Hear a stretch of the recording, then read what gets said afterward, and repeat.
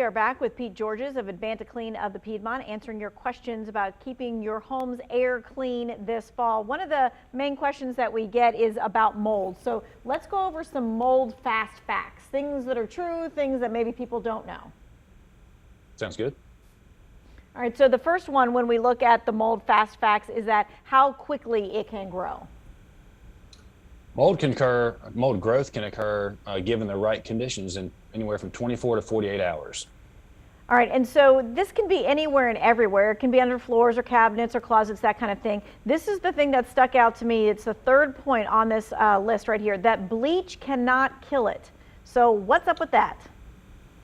Yeah, it's a common misconception that bleach, the over-the-counter bleach, the stuff that you can buy at your grocery store, it could be useful in treating some surfaces, metal or hard surfaces. It'd be easy to clean, but those porous surfaces, sheetrock, carpet, flooring, any semi-porous or porous surface is not going to be treated by bleach. In fact, the bleach that you can buy over the counter, most consumers have access to, is 90% water, and we know that adding water is a crucial part of mold growth. Mold needs water to grow, and in doing so, treating it with bleach, you're actually adding water to a situation that could compound your issues.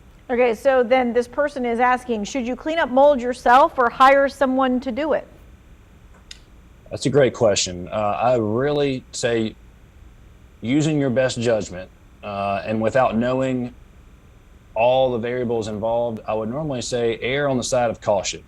If it's a small enough area that maybe you can treat it yourself, wipe it off, remove the item instead of cleaning it. Oftentimes just removing it from your environment and disposing of it off-site is the best course of action. But if it's not an option for you, I would recommend reaching out to an indoor air quality inspection company or Advanta-Clean, who can provide you an estimate or an inspection for a suspected mold issue. And we're talking about when you're seeing mold in places like behind your closet, in your door, that kind of stuff. We're not talking about the mold that you see in the bathroom. That stuff you should just clean. Yeah, oftentimes we see, or we get questions about the discoloration in the grout joints in your shower.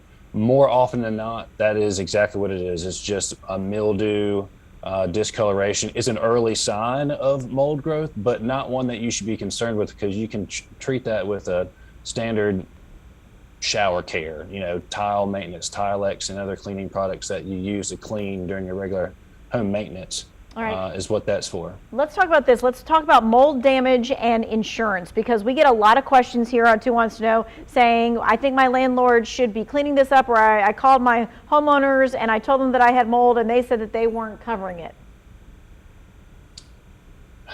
Insurance companies do not like the word mold. So be aware of a situation that you have. Maybe you have a recent water loss event, a broken pipe, or a leaking roof, things of that nature. You'll want to address those items quickly. The longer you let that water, that moisture linger in your home, the greater opportunity you have for mold growth. So when you do have a mold growth occur, or a situation where you didn't know that it was going on and all of a sudden you discovered it, by all means, certainly run it up the ladder to your insurance company. The worst thing they can do is tell you no. Mm-hmm. But oftentimes, most standard homeowners insurance policies do not have mold coverage in that policy. That's an additional rider or policy that you would need to add and speak to your local agent about what that might be like. Yeah, and when we talk to insurance folks about that, they say that that's because mold doesn't happen like right at this moment. It's something that's been happening and something that's been going on, which is why homeowners doesn't cover that, but they will cover, like you said, the broken pipe, which is totally different. Correct. All right, this person says, how would you know if you had black mold? Well, black mold could be many different types of mold, and not maybe a toxigenic or pathogenic type mold. Mold can come in all different colors of the rainbow. And without having it tested and identified from an accredited laboratory, even myself, I couldn't say what kind of mold it is or if it was dangerous for you. We would treat any visible mold or suspicious mold growth in an enclosed environment or occupied space the same way. We clean it and treat it the same way, and that's with the utmost caution and care. Okay. Thank you so much for answering our questions about fall allergies and mold and when you turn on your heating elements for the first time. We so appreciate that. Hey, at home, if you missed any of this information, you can find it in the 2 Wants to Know section of our website.